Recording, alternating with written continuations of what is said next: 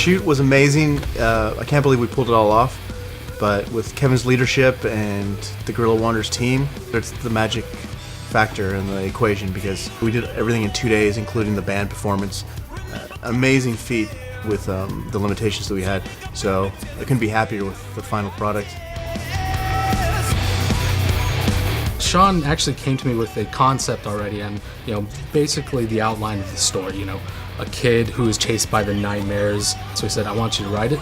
I want you to fill it with all the characters. I grew up, like I said, on old school horror movies, the Hammer horror films, the Italian zombie films. So to me, all those had this great practical, over the top kind of, almost Crayola red blood, coming out everywhere. And to me, there was always something about seeing something real.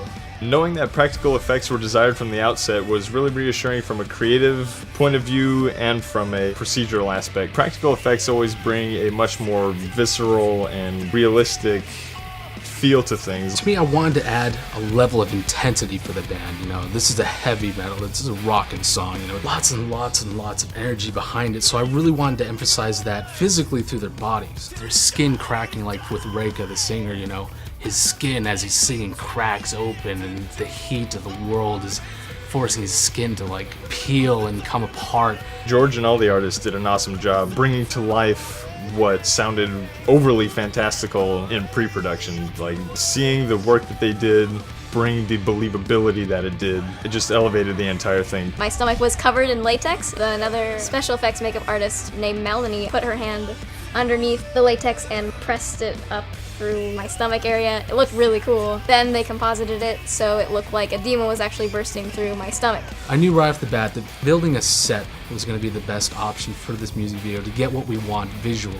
Building the set actually turned out to be one of the hardest things that we did. The director was out there the day before the shoot, building it with his own hands, alongside all the PAs and myself and Sean O'Hare. And we threw that thing together. And then when we were done shooting, because of our time schedule, we had to rip it down. And within 2 hours, we were shooting in that same space, the performance of the band.